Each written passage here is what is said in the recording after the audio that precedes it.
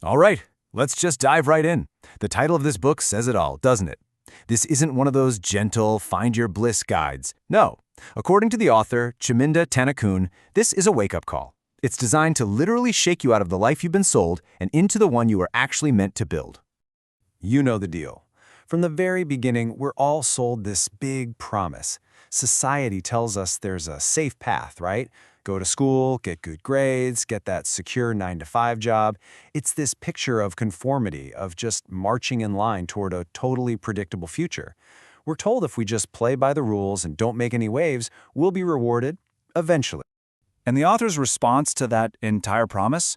Well, it's pretty immediate. It's just one word, but it shatters the whole premise. This right here sets the tone for everything that's about to come. It's a complete and total rejection of that conventional script. Okay, so let's get into this first big idea. The book basically frames this whole societal contract not as a path to security, but as a total lie. A promise that's really just designed to keep you manageable, predictable, and, let's be honest, small. And here it is.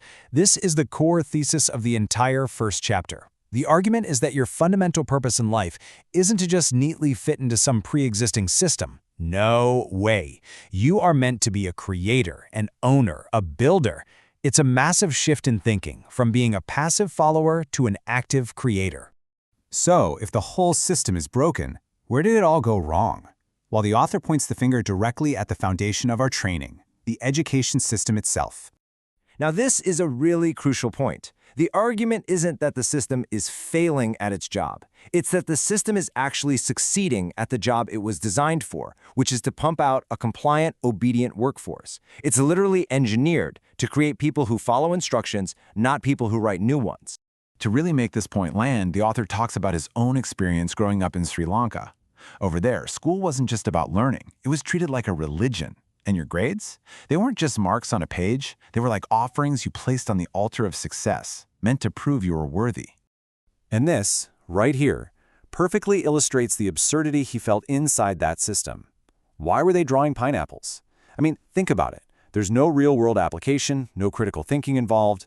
The only reason to do it is because you were told to. It's a perfect, almost funny metaphor for an education that cares more about obedience than it does about purpose.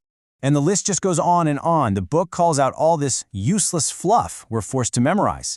He argues that while we were all busy learning about 14th century conquests or the names of ancient rivers, we were completely failing to learn the skills we actually need to survive and thrive in the real world. So, if the classroom was giving us a fake education, where did the real one happen? Well, this next section is a huge turning point in the story, where real, valuable learning is found in a place that's about as far from a textbook as you can get. Man, this contrast says everything, doesn't it? On one side, you've got the passive, quiet classroom designed for conformity, and on the other, you have the dynamic, chaotic, messy world of the rugby pitch. The author's whole point is that one of these places taught him how to be an employee, and the other one taught him how to be a leader. So, what are these real skills? Well, they're not things you can just memorize for an exam. They're forged in action. We're talking about trust in your teammates, resilience to get back up after you've been knocked flat on your ass, strategy to outthink your opponent, and the raw discipline to just show up day in and day out. These, he argues, are the actual building blocks of success. Think about that. A certificate is just a piece of paper that says you followed the rules. But character is what allows you to write your own rules. The author makes it crystal clear which one he thinks has more value in the real game of life. So all of this leads to this inevitable climax.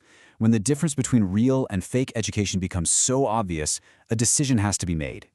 This is the story of the moment he chose to break that cycle and walk away from the so-called safe path. This is the question he actually asked himself as he looked around at his university lectures. I mean, these were the people who had won the academic game. They had followed the path all the way to the end. And what he saw just left him completely and utterly disillusioned. And this is why. The supposed peak of the whole system was these lecturers, often underpaid, just repeating outdated theories from dusty old textbooks, literally riding their bicycles to work. It wasn't a picture of success or freedom. It was a portrait of being trapped in a mediocre, slow-motion life. So you have to understand, the decision to leave wasn't some act of desperation or failure. It was an act of pure clarity. It was trading a predictable dead end for a totally uncertain but exciting new beginning. It was him finally deciding to bet on himself. And there it is, the ultimate motivation. It's a choice between being a user of a broken system or being the architect of a new one. This powerful line just perfectly contrasts the passive follower with the active creator, and that's the central theme of this whole chapter.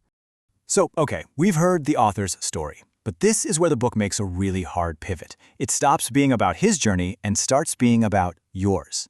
This is a direct challenge to you, the reader. Let's just boil this all down into the key takeaways. Number 1, the system is broken, so it's actually a good thing to be an outsider. Number 2, your grades do not equal your success in life. They're not the same thing. 3, real leadership skills are learned in the arena, not the classroom. And finally, and this is maybe the most important one, stop waiting to be picked. Pick yourself. And now the mirror turns on you. See, this book isn't about passive learning. It's about active self-reflection. It's asking you to confront your own programming, the stuff that's been drilled into you for years. So take a second. What's one belief about success that you got from school that you're now ready to just let go of? But it doesn't just leave you with a tough question. It gives you concrete, actionable steps to take. Because, as the author says, awareness without action is just another way to procrastinate. These steps are designed to turn that aha moment into immediate momentum. And it all ends with this final, empowering, in-your-face call to action. The message is crystal clear. Stop consuming, stop waiting, and start doing. This isn't just another book you read and put on a shelf. It's meant to be the starting pistol for the rest of your life. He basically leaves you with a challenge. Have you earned the right to turn the page? Your future's waiting. Let's fucking go.